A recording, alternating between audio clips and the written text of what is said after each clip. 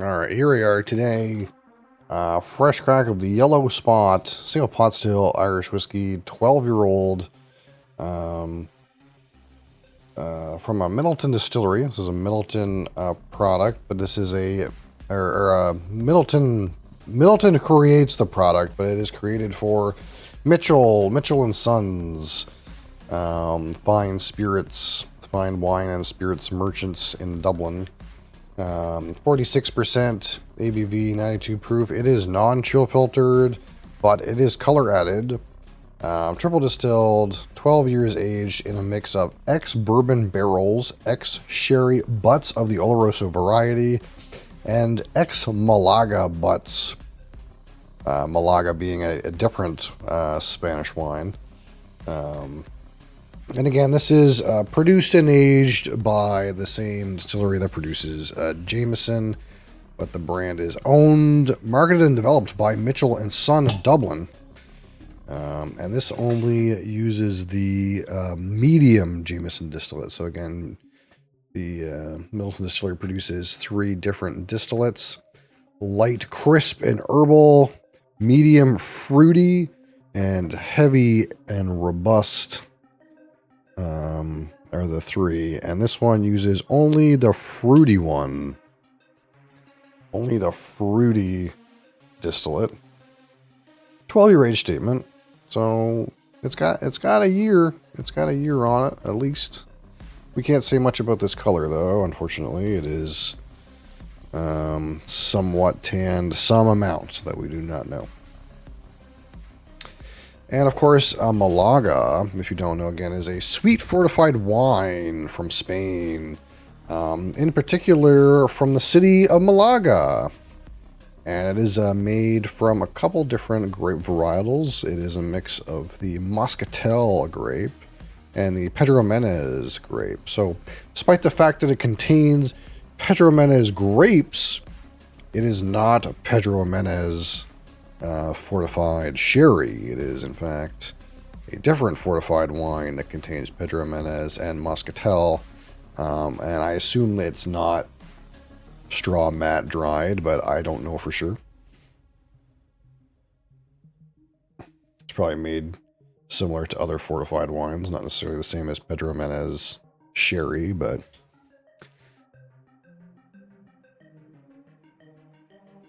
so yeah, at least we get 46% alcohol out of this. That's a good it's a good barometer there.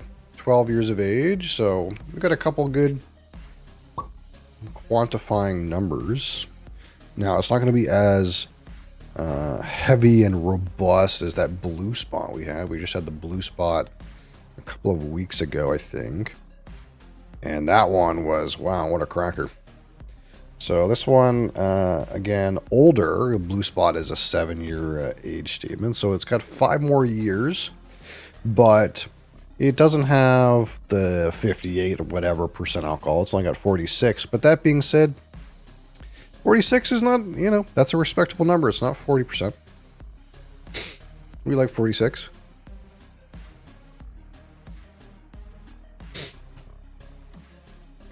So it'll be interesting to see what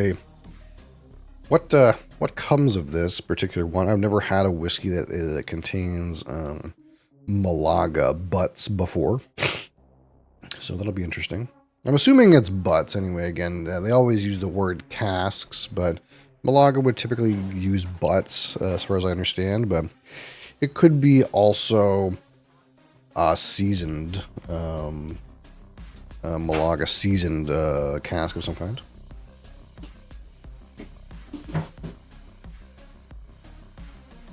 You're burning the chow. I know. All right, so there's our color for whatever that's worth. Maybe not much.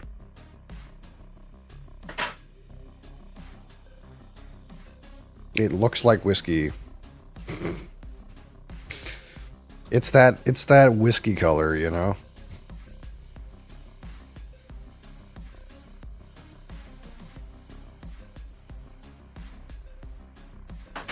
All right.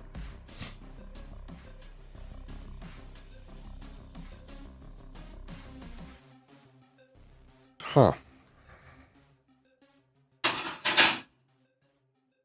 That's kind of weird.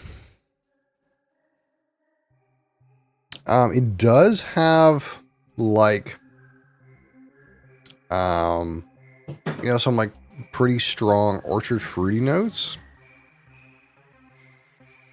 But it's also kind of odd, a little bit odd. It's kind of like almost like unripe, if that makes any sense. Like fruit that's not ripe yet. That makes any sense?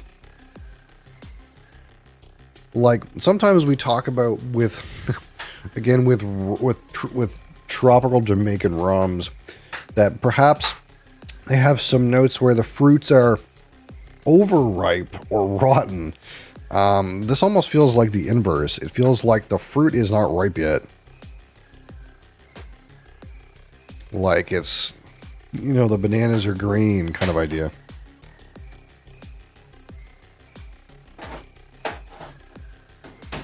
That's the most of what I get out of this. Like kind of like young, unripe fruit notes.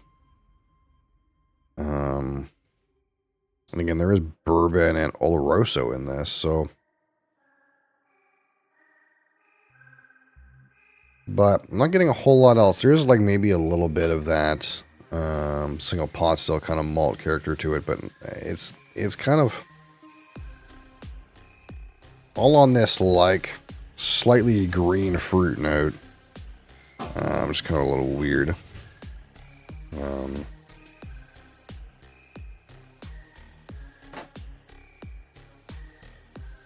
Like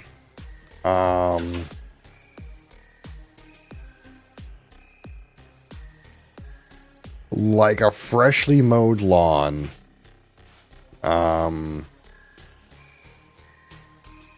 Like your dad just mowed the grass and you came out the front door,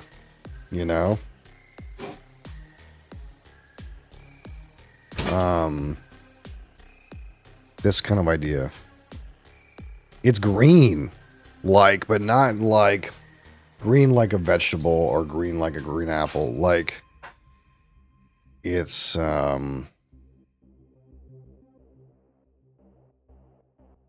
it's like green like mulched grass.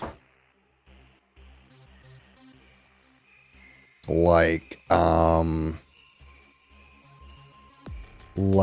hay, like hay that's not been dried into a bale, like fresh hay.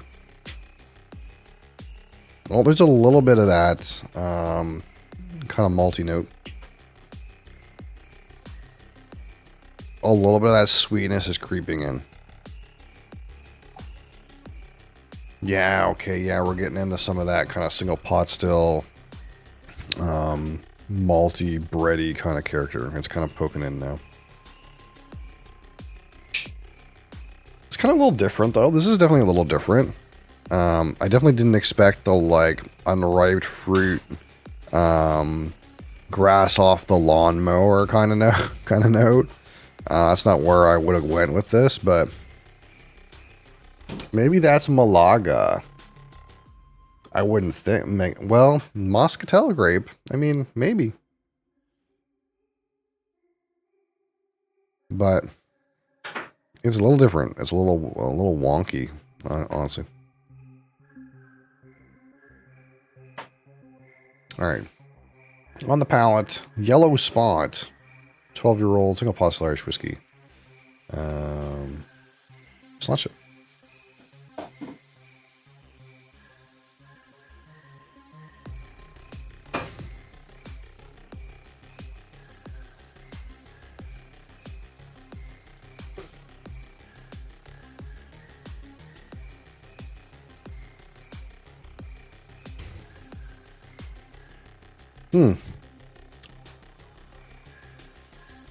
Right on the attack, kind of starts off kind of like what you would expect. A little bit fruity, a little bit of that like malty character. But like the back of the palate has kind of got some kind of like spicy notes to it, but then you get into some like darker, almost like burnt notes, like deep unsweetened chocolate or barrel related character. Hmm.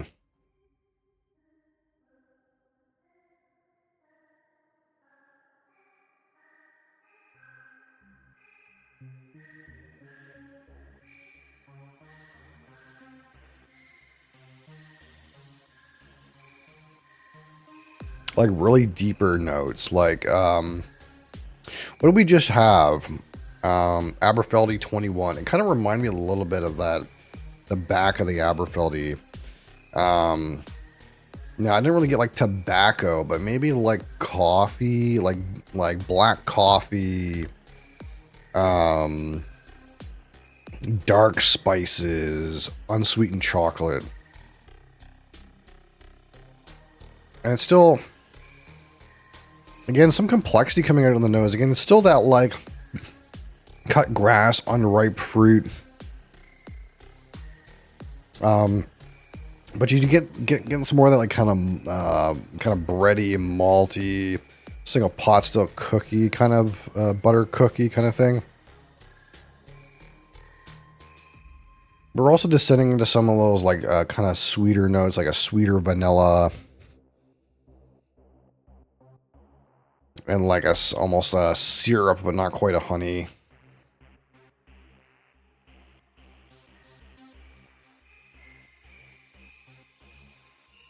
Yeah, kind of more like a simple syrup, or it's bleeding into honey a little bit, but it doesn't quite have that zing for me.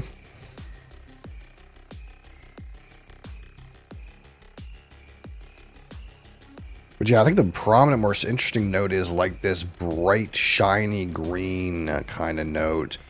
Almost like a green grape, but it's like kind of like mixed in with some other things. And it kind of like, for me, presents as like cut grass or like unripe fruit, like green banana, or this kind of idea.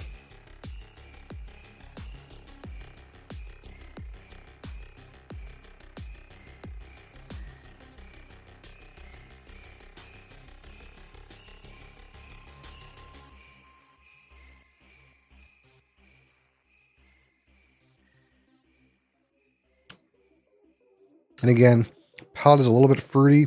Some of that sweetness is in there, some of that vanilla. As you hold it, it gets a little bit darker and spicier. Then as you swallow, again, some darker baking spice. And then it goes very dark. I don't get like the tobacco note, but like something burnt, like burnt toast, or roasted something, like again, like a black coffee, or unsweetened chocolate, baker's chocolate, and then some more barrel kind of notes at the end. It kind of goes really bitter. The finish is like bitter.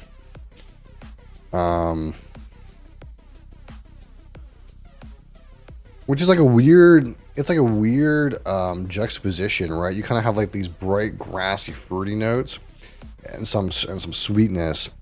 And then as you get into like the back of the palate where your bitter receptors would be, it essentially gets very dark, spicy, very like bitter. And then the finish is kind of more in that, all these bitter elements too, like again, we'll say black coffee, dark spices, chocolate, unsweetened chocolate, barrel.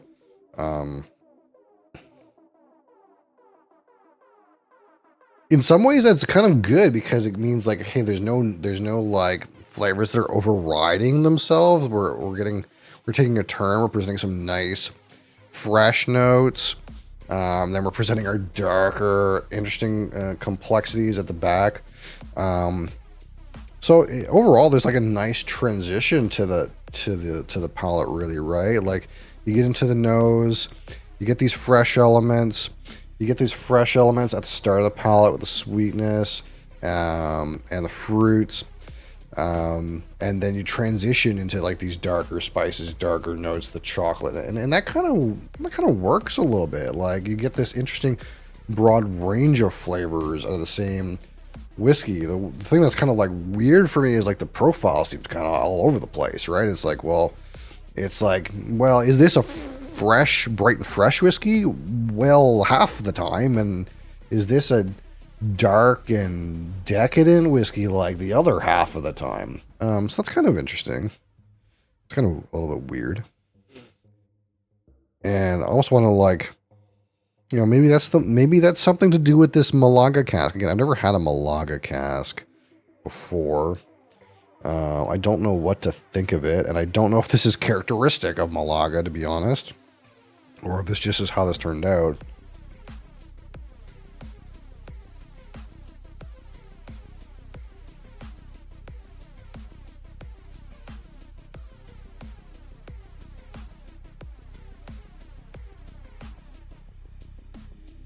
Yeah, the sweetness is really coming through now at this point.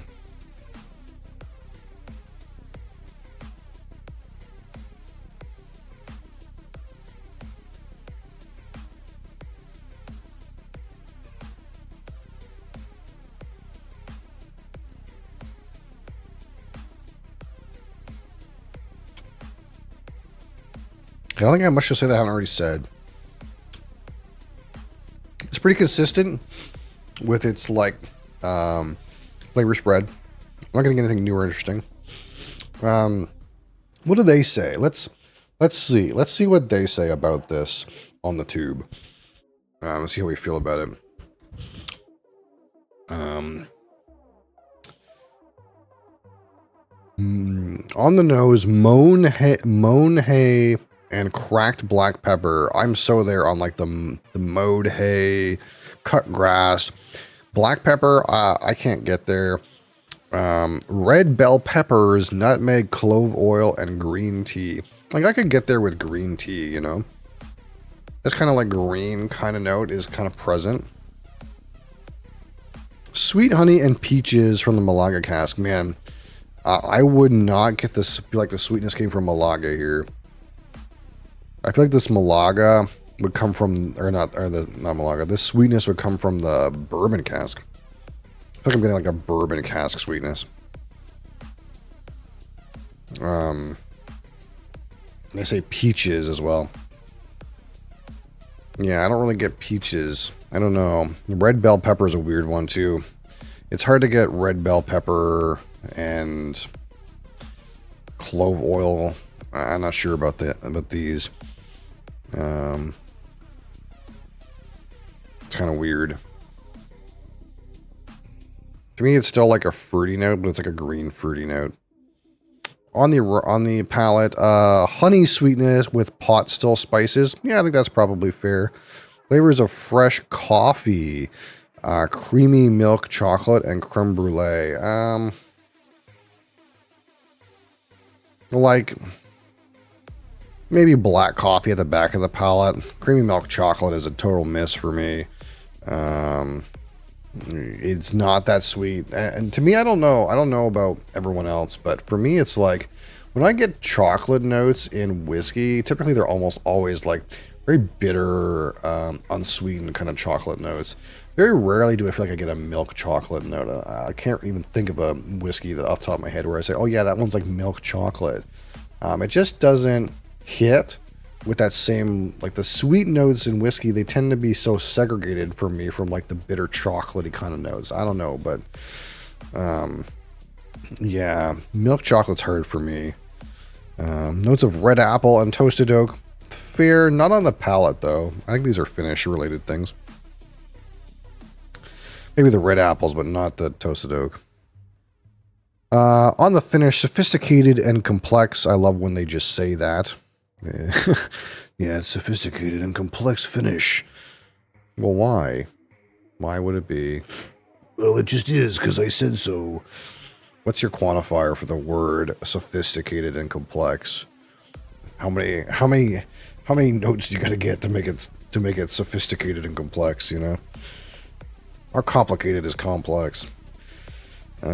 Sweetness through it with a mix of red grape and dry barley upon exit. Man, I'm so far from that. I think the finish is like all dark, bitter coffees.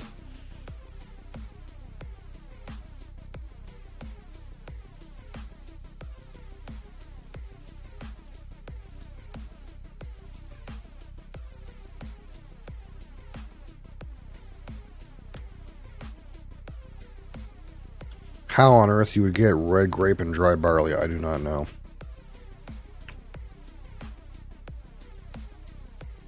I'm a mile away from that one. Not bad notes though. They're in the ballpark. Overall, not bad, pretty good. I like the spread, you know. I like that you get some treble and some bass, you know. It's not all in on one thing. You do get kind of a good diversity as you get through it. I do appreciate the transition and the development.